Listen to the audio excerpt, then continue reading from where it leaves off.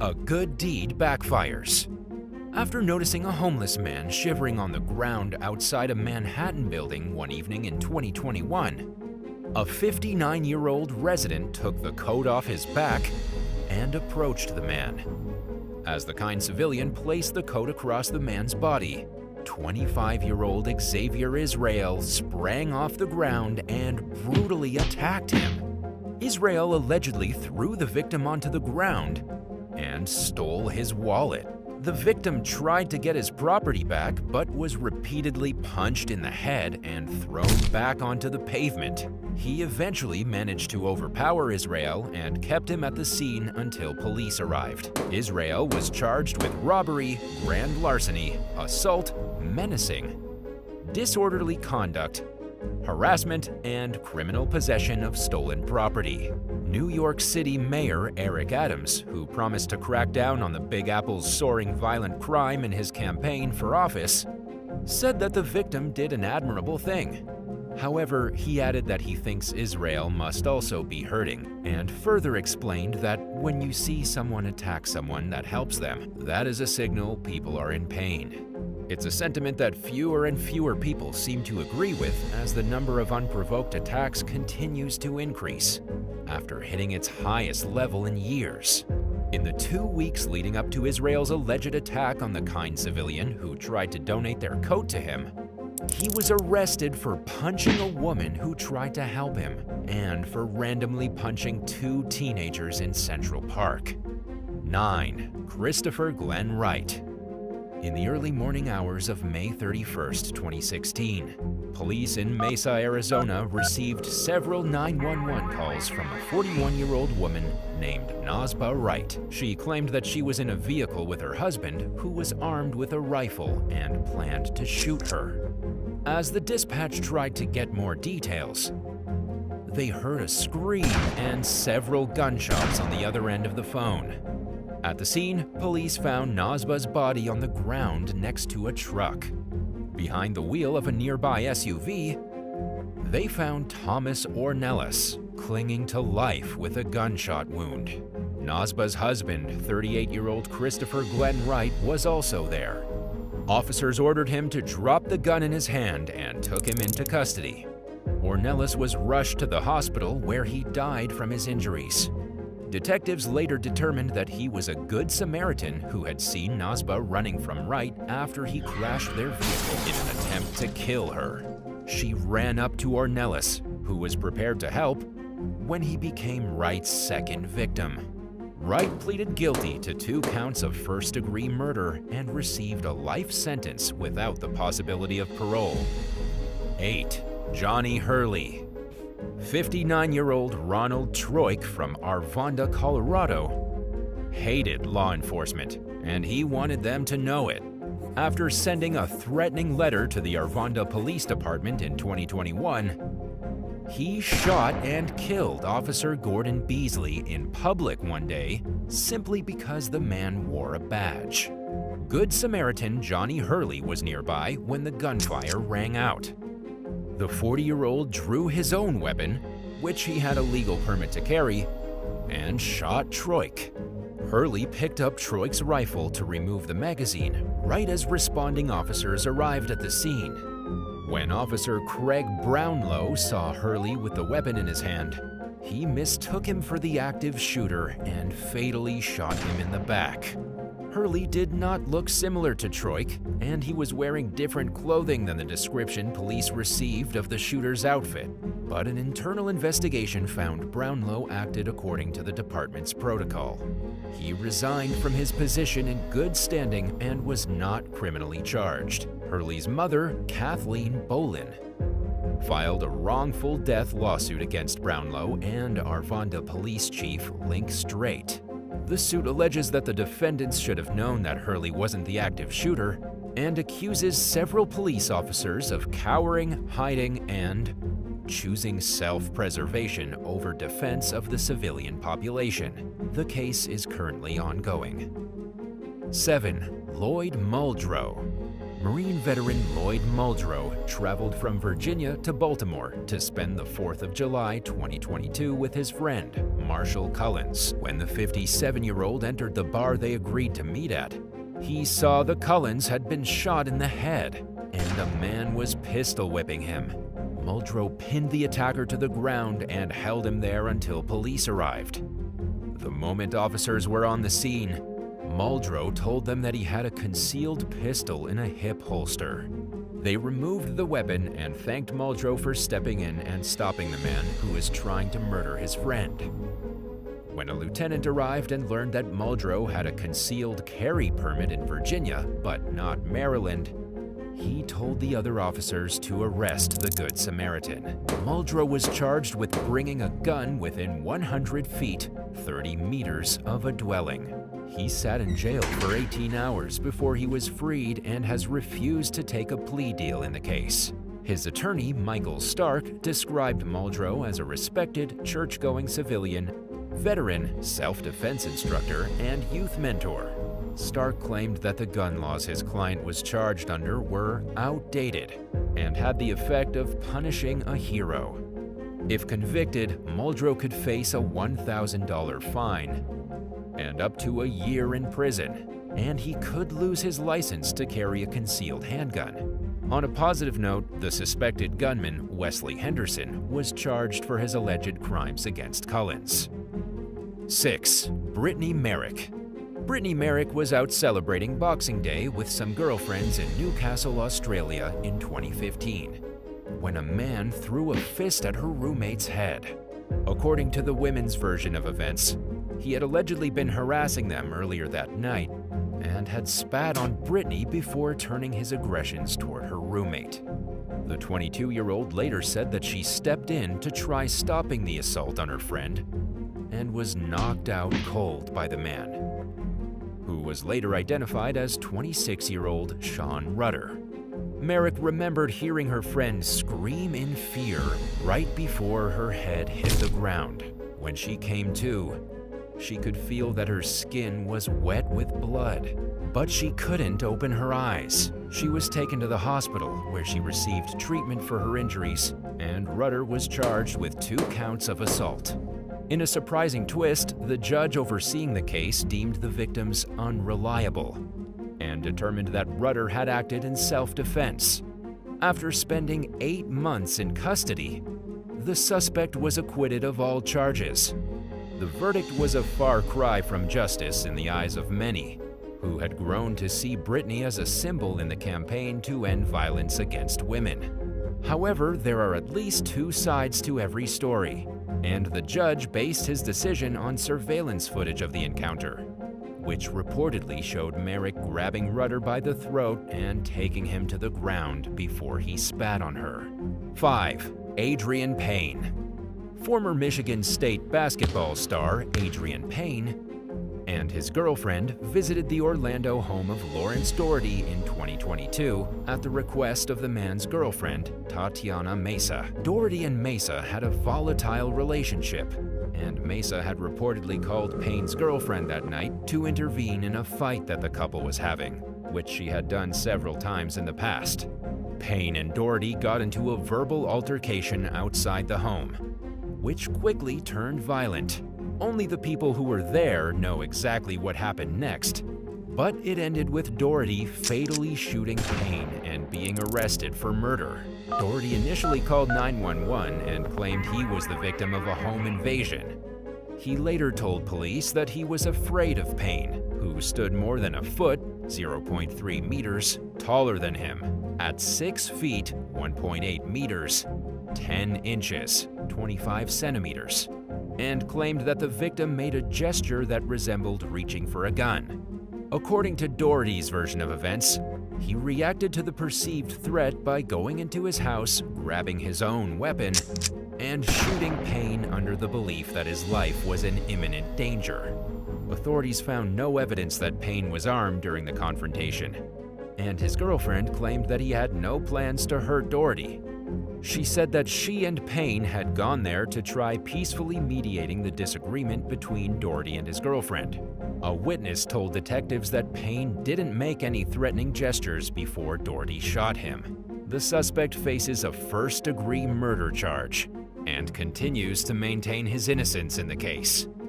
4. Roland Houston. On New Year's Day in 2022, a group of teens brutally beat a man and shoved him onto the tracks at a Bronx subway station. 36-year-old Roland Houston risked his own life in an attempt to rescue the victim. An approaching train fatally struck the vigilant bystander right as he jumped down into the tracks. The assault victim survived and was treated for a broken arm, but was left with other injuries, including lacerations and swelling to his face. 4 suspects were arrested in the months following the assault. They faced charges related to both the attack on the survivor and Houston's death, including manslaughter, robbery, and assault. One of the young men reportedly told police that they saw a gun sticking out of the assault victim's fanny pack, so they bear-hugged him and chased him down the platform. He managed to free himself, so the group pinned him to the floor again, took his fanny pack, and threw it on the platform. The suspect then conveniently claimed that he never saw the gun again. Authorities have not specified whether the victim was really armed, but they did state that a witness saw one of the suspects flash a knife shortly before the attack. Houston's family was devastated by his death, and the mother of the man who survived said that her heart broke for his loved ones in the wake of the senseless tragedy. 3. Surprise carjacking. In 2021, Julissa Guara Reyes was driving home around 2:00 a.m. one morning in Worcester, Massachusetts, when she noticed a vehicle that had crashed into the concrete base of a business sign. She pulled over to help and left her keys in the ignition as she walked over to the disabled car to see what was going on. A man got out of the crashed vehicle, ran over to Reyes's car, and got into the driver's seat. In a shocking struggle that was captured on surveillance footage, he punched her several times as she attempted to fight him off. Luckily, she managed to pull her keys out of the ignition before her attacker could drive off. When he heard the police coming, the man fled the scene on foot. Authorities identified the suspect as 40-year-old William Vassbinder. They caught up with him shortly after the scuffle and charged him with assault and battery, carjacking, leaving the scene of property damage, using a motor vehicle without authority, and operating a vehicle without a license. Reyes told local station WHDH that she was determined not to let Vassbinder drive off in her car. She said she put him in a headlock during the fight to protect her property, and that she was still in shock over the whole incident as she tried to process what happened. 2. Rob Sedin. When a teenager driver crashed their car into a parked caravan along Australia's Central Coast one night in 2022, local resident Rob Sedin rushed outside to help. The 63-year-old, who's trained in first aid, was among several neighbors who were assisting in the 17-year-old's rescue when a group of men attacked them. Sedin was struck from behind and fell backwards as he lost consciousness, and his 21-year-old son suffered a broken nose. Emergency responders flew Sedin to the hospital. He was in a coma and was taken to the intensive care unit. He suffered serious brain injuries and has undergone surgery to relieve the swelling. According to a crowdfunding campaign for help with Sedin's medical bills, the extent of the damage is unclear. His condition has only improved to a point where he's slightly conscious but not responding much. Sedin's family has pleaded with law enforcement to jail the suspects, who have reportedly been identified but have not been charged. 1. Mark Sacket.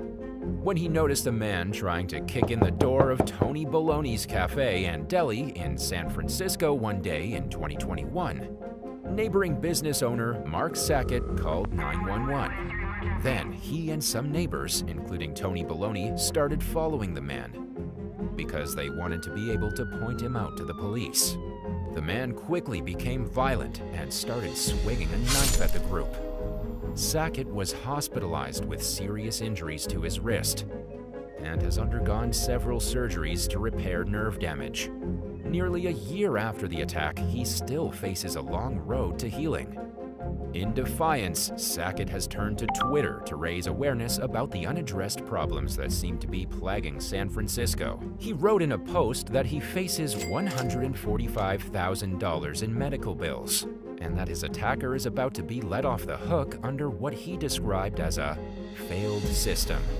Shortly after the attack on Sacket, Tony Baloney told NBC News that he's been in the area for about 30 years, but that he's about to sell and run away at this point. He explained that theft, vandalism, violence, and drug activity have become a daily part of life ever since the pandemic began. In August of 2022, the Daily Mail reported that business owners have threatened to withhold their taxes if authorities don't crack down on crime and clean up the city's streets.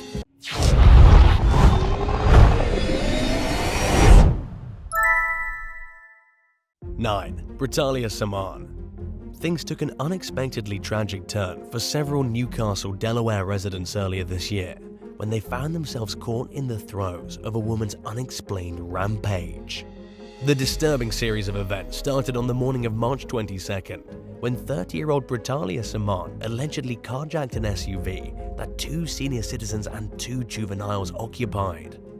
After getting behind the wheel, Saman struck and killed a 47-year-old pedestrian named Joseph Stanovich who was walking along the shoulder of the road.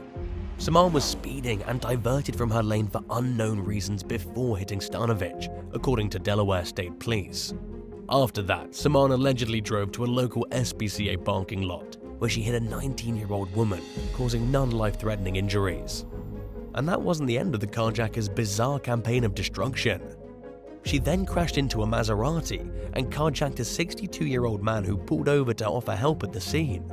Next, Saman drove away with a 77-year-old in the passenger seat and crashed into a minivan. Police finally apprehended the suspect, but struggled to determine a motive for her troubling behavior.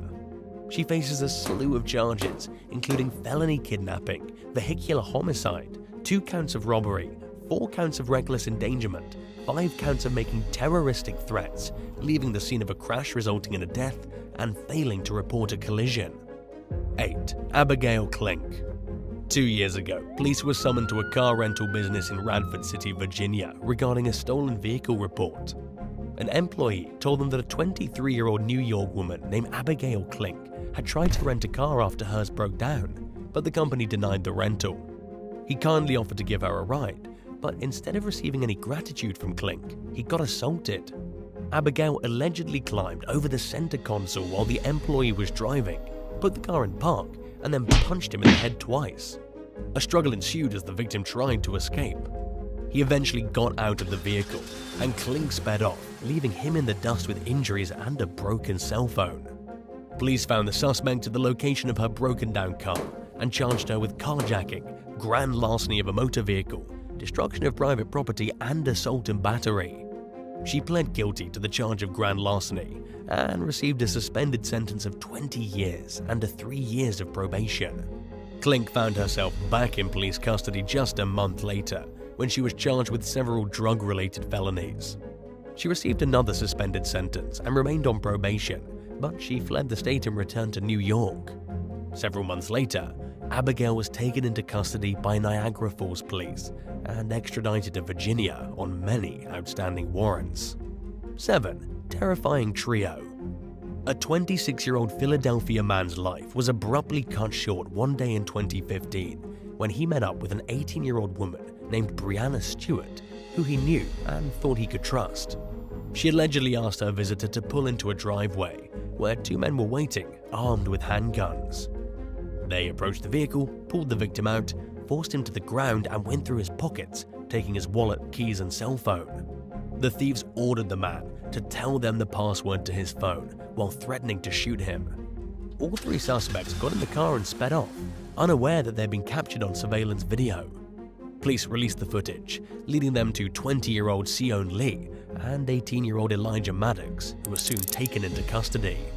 Stewart turned herself in shortly after. The trio faced a slew of charges, including carjacking, robbery, assault, and more.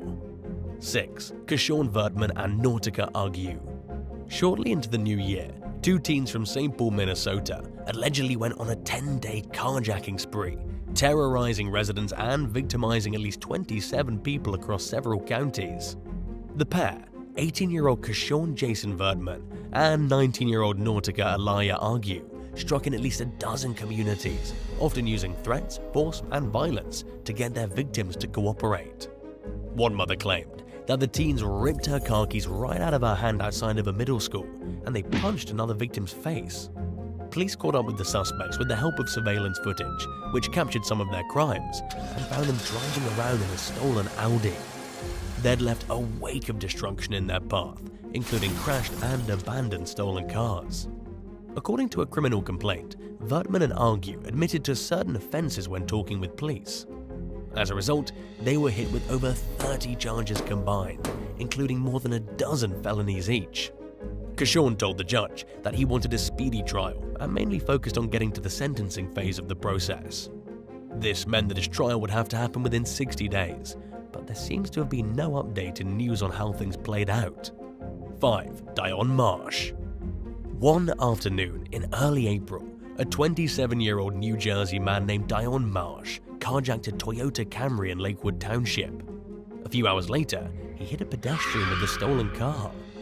The victim was taken to the hospital in stable condition and suffered from several broken bones. After that, Marsh allegedly stabbed a man who was rushed to the emergency room with critical injuries to his chest. He then ran over yet another victim, who was also critically wounded. Police arrested Marsh the next day at his home in Manchester Township. He faces many charges, including attempted murder, carjacking, and bias intimidation, which means he's accused of intentionally scaring a person or group based on their race, gender, religion, ethnicity, sexual orientation, or some other demographic. It was later revealed that the suspect reportedly attacked several members of an Orthodox Jewish community. Ocean County prosecutor Bradley Bilheimer reassured the public that authorities believe Marsh acted alone and that nobody else took part in his alleged crimes. The FBI was on standby to provide any necessary help with the ongoing investigation. It wasn't long before the feds made their move and charged Marsh with federal hate crimes.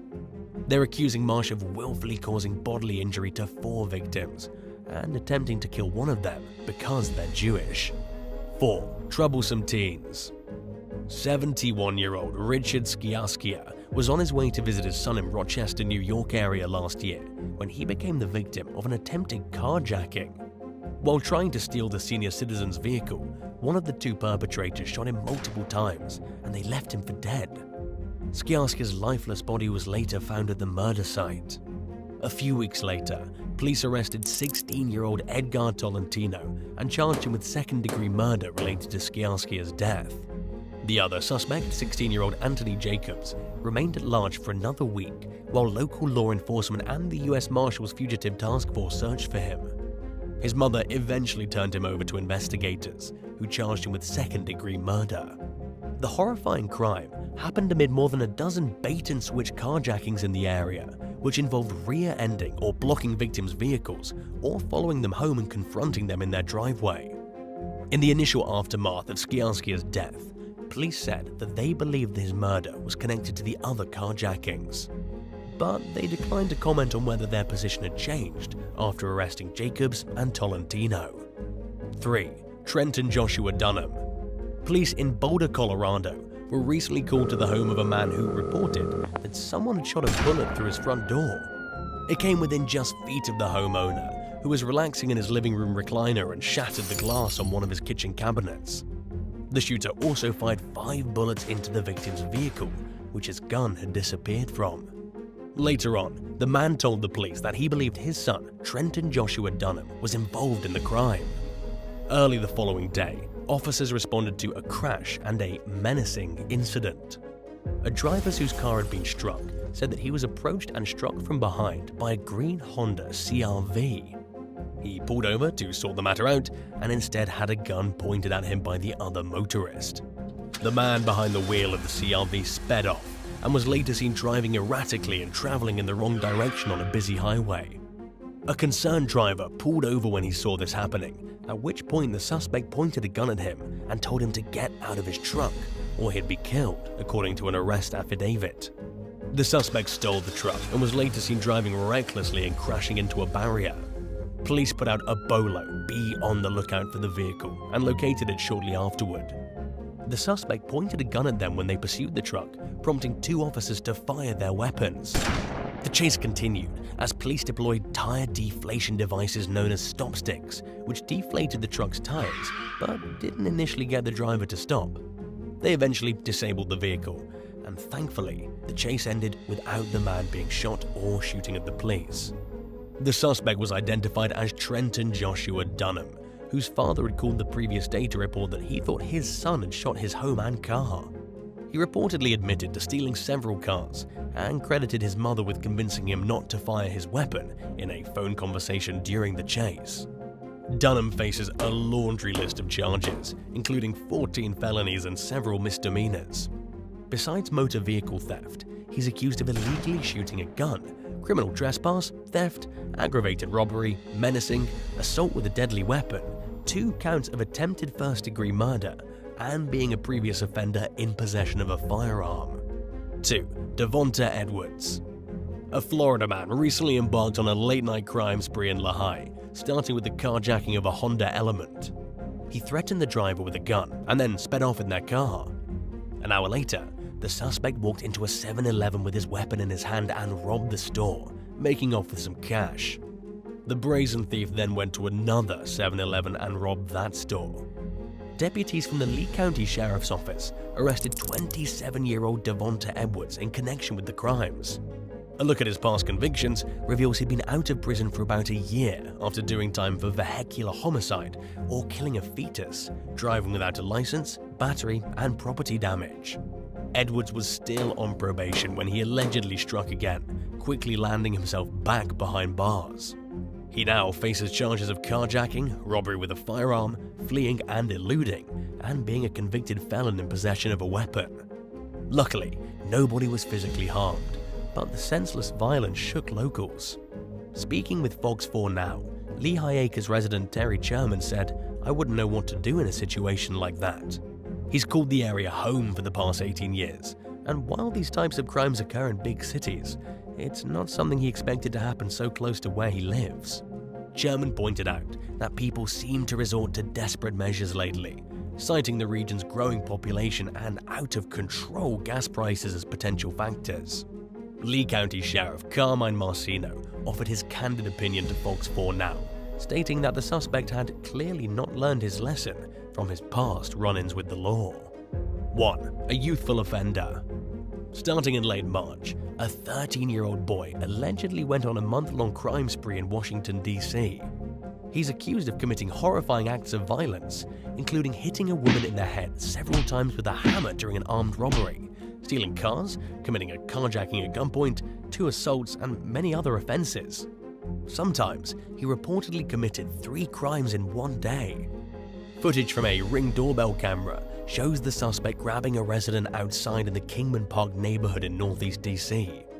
She screamed for her son while attempting to shield herself with a garbage can, prompting her attacker and another individual to flee the scene. Forrest Kruger, the victim's son, told the local station WSA9 that his mother's a pretty tough woman, but that he noticed the suspect had his hand in his pocket, showing he might have been armed. In hindsight, Kruger realized how much worse things could have turned out. Another victim described her attacker as having a child's voice and looking like he was around 13 years old. One family nearly had their car stolen while helping a relative fix a flat tire. The suspect tried getting in the car and driving off, only to be dragged out of the vehicle by one of the family members, who reported that another person at the scene had threatened him with an assault rifle before the pair fled on foot. The young defendant was charged with multiple serious crimes, including theft, armed robbery, carjacking, attempted armed robbery, and assault with a dangerous weapon. Thanks for watching. Would you rather have your car stolen and walk away frightened but unharmed, or have your brand new swimming pool bust open and flood your yard? Let me know in the comments below. Be sure to subscribe to the channel if you haven't already, and I'll see you again soon.